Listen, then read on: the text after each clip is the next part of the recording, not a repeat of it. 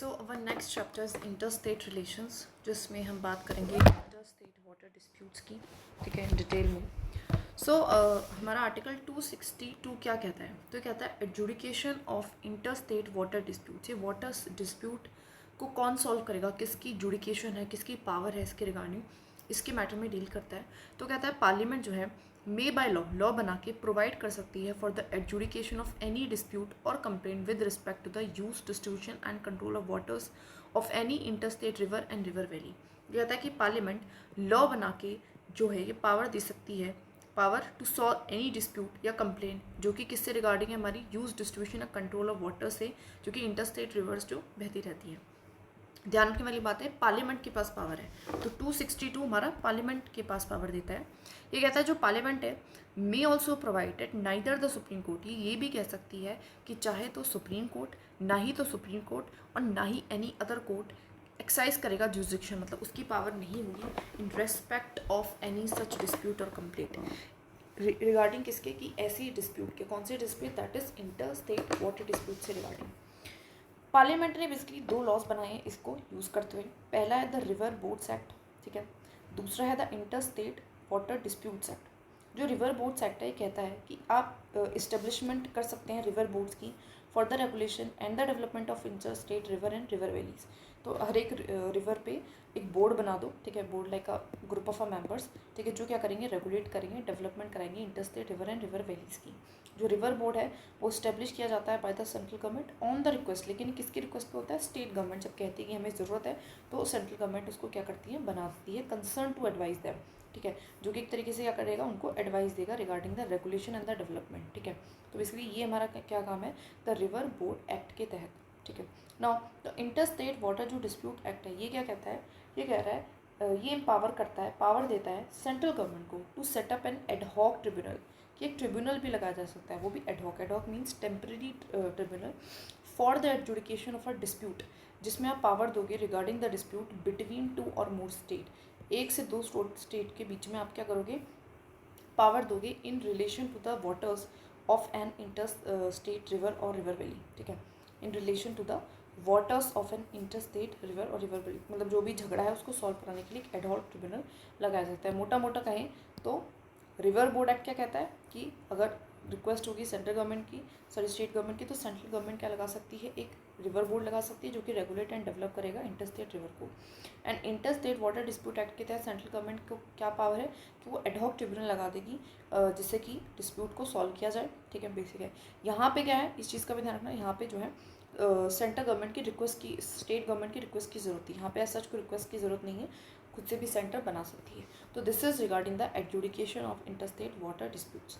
Now decisions जो हैं इस ट्रिब्यूनल के, ध्यान रखने वाली बात यह है कि would be final and binding, वो फाइनल होंगे, बाइंडिंग होंगे on the parties to the disputes. Now neither the Supreme Court, ना ही तो सुप्रीम कोर्ट, ना ही और कोई अन्य जो कोर्ट है उसकी कोई जुरिसडिक्शन नहीं है in respect of any water dispute, इससे रिगार्डिंग ना ही तो सुप्रीम कोर्ट इसमें कुछ बोल सकते हैं, ना ही कोई अदर कोर्ट बोल सकते हैं which may refer to such a tribunal, जो कि ट्रिब्यूनल के पास आए हैं ना। बहुत सारे ऐसे बनाए जैसे कि कृष्णा डिस्प्यूट्स ट्रिब्यूनल बनाया, गोदावरी पे डिस्प्यूट, नर्मदा पे, किस पे नहीं हो रहा है already, Kaveri, Krishna, generally south की काफ़ी रिवर्स हैं उन पे तो हो ही रहा है। वशाधारा वाटर डिस्प्यूट ट्रिब्यूनल उड़ीसा से बहती है, आंध्र प्रदेश, महाद्याई, ठीक है, महानदी, तो सब पे ही जनरली साउथ की जितनी रिवर्स हैं इन पे जनरली आप देखोगे तो काफ़ी डिस्प्यूट रहता है, बिकॉज ये these are the perennial rivers है ना, हमेशा पानी नहीं रहता, तो पानी की कमी की वजह से यहाँ पे डिस्प्यूट रहता है। ना इंटर स्टेट काउंसिल्स, तो ये बात करते हैं आर्टिकल 263 के अंडर हम बात करते हैं इंटर स्टेट काउंसिल्स की। ये कहते हैं इस्टेब्लिशमेंट करनी चाहिए इंटर स्टेट काउंसिल की। ये जो काउंसिल है ये क्या होगी, एक रिकमेंडरी बॉडी होगी, लेकिन ध्यान रखने वाली बात है ये कैसी बॉडी है, रिकमेंडरी बॉडी है। जो प्रेसिडेंट है, अब इसमें किसको पावर दी है कि प्रेसिडेंट के पास पावर है कि वो इस्टेब्लिश कर सकता है ऐसे काउंसिल को if at any time it appears, जबकि उसे लगता है to him that the public interest, की जो पब्लिक इंटरेस्ट है वो सर्व होगा ज़्यादा बेहतरीन तरीके से अगर हम इसको इस्टेब्लिश करा देते हैं। तो आर्टिकल 263 स्पेसिफाई करते हैं, कुछ ड्यूटीज़ को बताते हैं।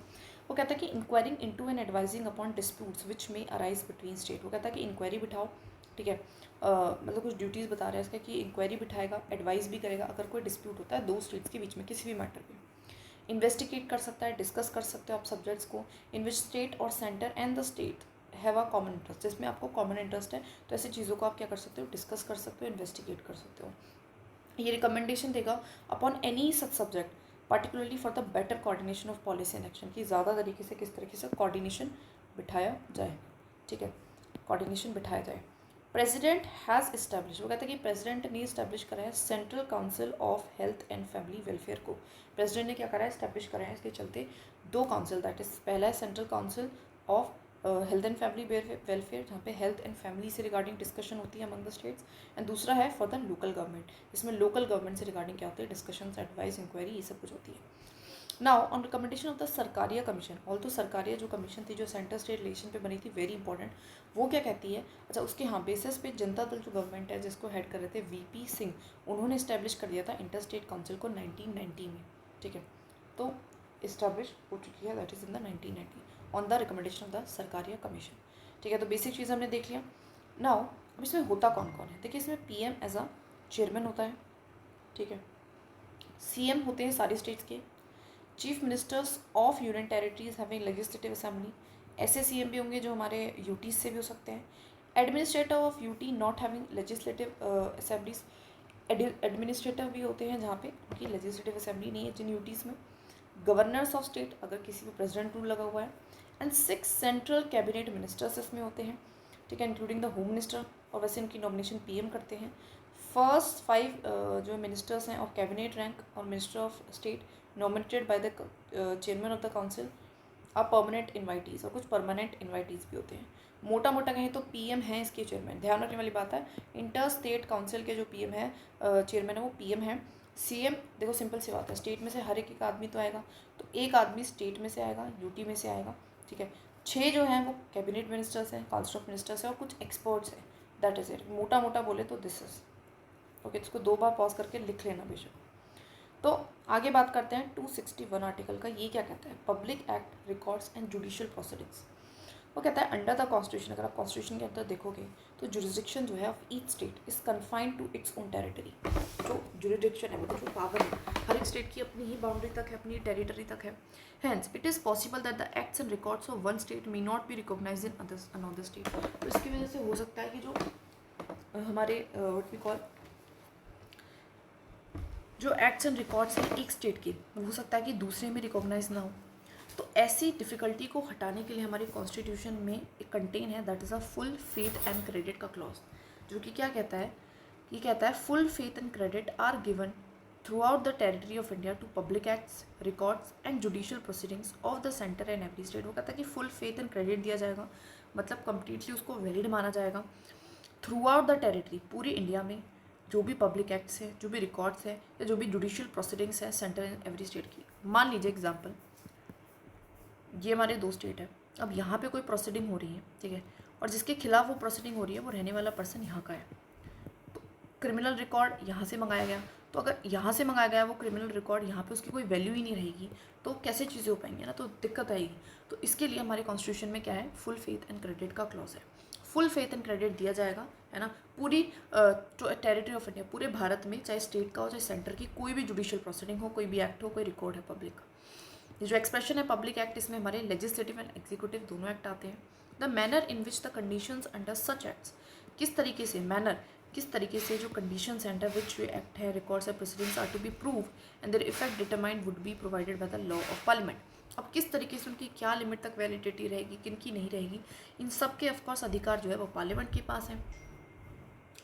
5 जो है judgments and orders of civil courts in any part of India are capable of execution anywhere within India. जो फाइनल जजमेंट है एंड ऑर्डर्स है सिविल कोर्ट की in any part of India are capable of execution anywhere, मतलब जो final judgment है, orders हैं civil court के, वो कहीं पे भी क्या है एग्जीक्यूट किए जा सकते हैं विद इन द इंडिया, ठीक है, without the necessity of a fresh suit upon the judgement.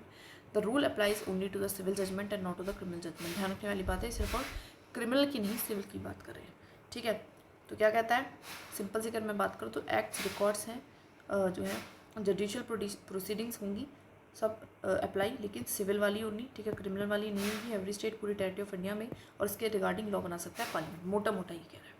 Now inter state trade and commerce 301 article से लेके 307 की पार्ट हमारे कौन से, दैट इज इन 13th में हम डील करते हैं trade commerce intercourse with in the territory of India की, किस तरीके से ट्रेड होगा, कॉमर्स होगा, इंटरकोर्स होगा हमारे पूरे भारत में। आर्टिकल 301 कहता है कि जो ट्रेड है, कॉमर्स, इंटर कोर्स है, वो कैसा होना चाहिए, फ्री होना चाहिए, shall be free, through out the territory of India shall be free.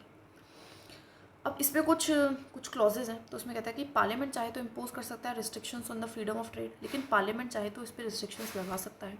पर किस वजह से लगाएगा, पब्लिक इंटरेस्ट के चलते इस पर रिस्ट्रिक्शंस लगाई जा सकती है। बट ये भी कहता है कि जो पार्लियामेंट है can not give preference to one state over another और discriminate between the state except in the case of scarcity of goods in any part of India. वो कहता है कि पार्लियामेंट चलो ठीक है रिस्ट्रिक्शन लगा रहा है, तो ऐसा नहीं करेगा कि इस स्टेट पर रिस्ट्रिक्शन लगा दी, बाकियों पर रिस्ट्रिक्शन नहीं लगाई, इस तरीके से डिस्क्रिमिनेशन नहीं करेगा। साथ में हाँ वो पॉजिटिव डिस्क्रिमिनेशन कर सकता है, अगर ये जो हमारा स्टेट है, ठीक है, यहाँ पे हमें क्या है, फूड स्कार्सिटी है, तो यहाँ पे वो थोड़ा सा पॉजिटिव वे में डिस्क्रिमिनेशन कर सकता है, ठीक है, तो पार्लियामेंट रिस्ट्रिक्शंस लगा सकता है ना। जो लेजिस्लेटिव स्टेट है, क्या स्टेट भी लगा सकते हैं, वो भी बिल्कुल रीजनेबल रिस्ट्रिक्शंस लगा सकते हैं on the freedom of trade, commerce and intercourse with the state और within the state, state के बीच में या फिर within the state for the public interest. Same यहाँ पे भी पब्लिक इंटरेस्ट है, बट अ बिल फॉर, लेकिन जो बिल है इस पर्पज़ के लिए can be introduce in the legislature में सिर्फ और सिर्फ तब आ सकता है only with the previous section of the president, मतलब प्रेसिडेंट का प्रीवियस सेक्शन आपको लेना पड़ेगा। फर्दर जो स्टेट लेजिस्लेचर है can not give preference to one state over another, वही डिस्क्रिमिनेशन वो भी नहीं करेगी कि नेगेटिव वे में, बेसिक चीज़ बताया है। जो लेजिस्लेचर है स्टेट की, वो इम्पोज कर सकती है on goods imported from other states और the union territories any tax to which similar goods manufacture in state are subject. वो कहता है कि जैसे कि ये दो स्टेट है, अब इस स्टेट में कुछ ऐसा, सो या वी वर डिस्कसिंग कि जैसे कि दो स्टेट है मान लीजिए, और एक स्टेट में कोई ऐसा गुड प्रोड्यूस हो रहा है और साथ में वो किसी और स्टेट से बाहर से आ भी रहा है, so to protect their own state की मैन्युफैक्चरर्स को, सो वो इस वाले प्रोडक्ट पे क्या लगा सकते हैं, टैक्स लगा सकते हैं, इम्पोज, है ना।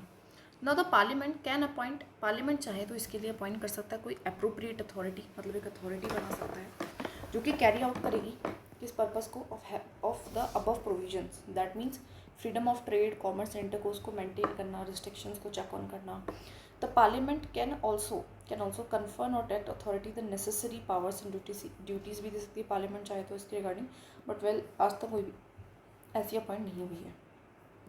जोनल काउंसिल्स, जोनल काउंसिल्स क्या है, these are the statutory body. ध्यान रखने वाली बात यह है कि कॉन्स्टिट्यूशनल नहीं है, ये स्टैब्लिश हुई है by an act of Parliament. कौन से एक्ट के through, state reorganisation act of 1956 के तहत जोनल काउंसिल बनाई गई। इसने इसलिए क्या करा, डिवाइड करा हमारी कंट्री को 5 मेन जोन्स में, northern, central, eastern, western, southern. Provided a zonal council for each zone, और हर एक जोन के लिए क्या बोला, एक जोनल काउंसिल होगी। अब इसमें मेंबर कौन कौन रहेंगे, अगर मोटा मोटा देखें तो each zonal council setup a standing committee consisting of, इसके अंदर एक कमेटी होगी जिसके अंदर chief secretaries of the member state होंगे, ठीक है, एक तो क्या होगी यहाँ पे स्टैंडिंग कमेटीज़ होगी। उसके अलावा वैसे जोनल काउंसिल्स में देखें तो चेयरमैन होगा, चेयरमैन में हमारा कौन होगा, union home minister as a chairman each of this council, हर एक काउंसिल का 5 काउंसिल है तो पाँचों के पाँचों का चेयरमैन हमारा कौन होगा, यूनियन होम मिनिस्टर होगा।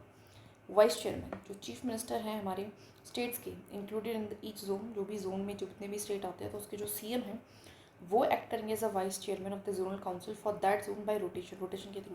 मतलब जैसे कि 5 स्टेट आ रहे हैं हमारे एक जोन में, तो पहले साल ये बन जाएगा, फिर दूसरे साल ये, तीसरे साल ये, चौथे साल ये, पाँचवें साल ये, 5 ही आ रहे थे हाँ, छठे साल फिर ये, फिर 7वें, 8वें, फिर 9वें, 10वें साल ये चेयरमैन हो जाएगा। इस तरीके से मतलब उसका जो सीएम है वाइस चेयरमैन हो जाएगा। मेंबर्स में अगर बात करूँ तो चीफ मिनिस्टर तो होंगे, साथ में 2 अदर मिनिस्टर्स जिनको नॉमिनेट गवर्नर करेगा। ध्यान रखने वाली बात है कि इसको सीएम नॉमिनेट नहीं कर रहा है, इसको गवर्नर नॉमिनेट कर रहा है, and 2 members he from the union territories आएंगे। तो क्या आएगा, एचएम तो रहेगा ही, साथ में स्टेट में से सीएम और 2 मेंबर्स जो कि गवर्नर नॉमिनेट कर रहा है, 2 members from the UTs and the advisers. Advisers कौन होंगे, तो अलग अलग टाइप से अलग अलग बना रखा है, जैसे कि कोई नॉमिनेट प्लानिंग कमीशन करेगा, कोई चीफ सेक्रेटरी रहेंगे। ऑल दो इतना ज़्यादा में डिटेल में पढ़ने की चीज़ ज़रूरत नहीं है, बस मोटा मोटा में पता होना चाहिए, राइट। नाउ जोनल काउंसिल्स क्या है, प्रोवाइड अ एक्सीलेंट फॉरम, एक एक्सीलेंट ग्रुपिंग है where irritants between the centre and state amongst the states can be resolve through free frank discussions and consultations. तो एक ऐसा फॉरम है जहाँ पे आप आपसी बात कर सकते हो नॉर्मल फ्रेंकली वे में, एंड अच्छे से आप क्या कर सकते हो, दैट इज़ रिजॉल्व कर सकते हो जो भी इशू है सेंटर स्टेट के बीच में या amongst the states. Being advisory body, लेकिन ऑफ कोर्स ये एडवाइजरी बॉडी है, there is full scope for free frank exchange of views in their meetings. और यहाँ पे काफ़ी मतलब आप अनऑफिशियल वे में भी काम कर सकते हो। तो इट इज़ इनफॉर्मल ऑर्गेनाइजेशन का एक एग्जाम्पल है ये। मैंने जस्ट उठा लिया है, आई डोंट नो, थोड़ा सा पबैड भी घुसाते हुए चलेंगे, कोई दिक्कत नहीं। अगर पबैड का कहीं पे एग्जाम्पल फिट हो रहा है तो बिल्कुल करेंगे, ठीक है। आगे देखिए नॉर्थ ईस्टर्न काउंसिल। देखिए ये क्रिएट हुई थी एक सेपरेट एक्ट ऑफ पार्लियामेंट के थ्रू, जिसको हम कहते हैं नॉर्थ ईस्टर्न काउंसिल एक्ट करके। मेंबर्स इंक्लूड करते हैं असम, मणिपुर, मिजोरम, अरुणाचल प्रदेश, नागालैंड, मेघालय, त्रिपुरा एंड सिक्किम को, ठीक है। तो ये सारे मेंबर जो है इसमें हैं। ओके, तो ये मतलब नॉर्थ ईस्ट वाले स्टेट्स हैं ना। कौन कौन से मेंबर्स यहाँ पे हैं? तो उसमें गवर्नर्स हैं एंड चीफ मिनिस्टर्स हैं of 8 member states, apart from the chairman and the 3 members who are nominated by the president. तो क्या है, एक स्टेट में से सीएम और गवर्नर आ रहे हैं, 4 मेंबर्स हैं जो यूनियन में से आ रहे हैं, इनमें से चेयरमैन बनेगा, इसमें से 3 मेंबर्स बनेंगे जो कि प्रेसिडेंट अपॉइंट कर रहा है। If there is no council of ministers, अगर कोई काउंसिल ऑफ मिनिस्टर नहीं है any of the state, then president nominate कर सकता है not more than 1 person to represent such state. अगर ऐसा हो जाता है कि भाई इनमें से जो है हमारा that is council of minister नहीं है, तो मतलब सीएम को कैसे चूज़ करेंगे? तो प्रेसिडेंट चाहे तो खुद से एक पर्सन नॉमिनेट कर सकता है। The president if deems it necessary nominates a union minister to be a member of the council. जो प्रेसिडेंट है, if it deems it necessary, अगर उसको नेसेसरी लगता है तो वो नॉमिनेट कर सकता है यूनियन मिनिस्टर को to be a member. Basic चीज़ें मतलब देखो, इन्होंने बताया ना कि चार यूनियन से मेंबर आएंगे, तो उसमें से यूएन को भी कर सकता है।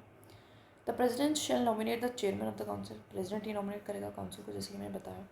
The president may deem necessary, तो हमने नॉमिनेट कर सकता है any member of the council को वाइस चेयरमैन। बेसिक चीज़ है, मतलब प्रेसिडेंट क्या कर सकता है उससे रिगार्डिंग। ध्यान क्या रखना है, स्टेट से एक सीएम एक गवर्नर आएगा, 4 मेंबर आएंगे यूनियन से जो कि प्रेसिडेंट अपॉइंट करेगा। इसी में से किसी को चेयरमैन बना सकते हैं, वाइस चेयरमैन बना सकते हैं। और अगर इनमें से किसी स्टेट के पास काउंसिल ऑफ मिनिस्टर नहीं है तो उसमें भी जो मेंबर है हमारा कौन नॉमिनेट करेगा? प्रेसिडेंट करेगा। मोटी मोटी ये बात है। नाउ ये सबसे इम्पॉर्टेंट है। सो हो सकता है कि होम मिनिस्टर मेंबर ना हो काउंसिल का, मे बी है, मे नॉट भी है ना, मे बी हो भी सकता है, नहीं भी, क्योंकि कंफर्म नहीं। 4 सीओ बोला है ना, 4 काउंसिल ऑफ मिनिस्टर्स जो भी प्रेसिडेंट डिसाइड करें। तो नॉर्थ जोनल काउंसिल्स हैं, ध्यान रखने वाली बात है। नॉर्थ में हम राजस्थान को भी ले रहे हैं, हिमाचल प्रदेश, हरियाणा, पंजाब, दिल्ली, चंडीगढ़, जम्मू, लद्दाख, ये तो बेसिक है। राजस्थान थोड़ा सा नया था। सेंट्रल में हम यूपी को ले रहे हैं, उत्तराखंड को ले रहे हैं, उत्तराखंड से ध्यान रखना, एंड यूपी से भी ध्यान रखना। छत्तीसगढ़ ले रहे हैं, एमपी ले रहे हैं।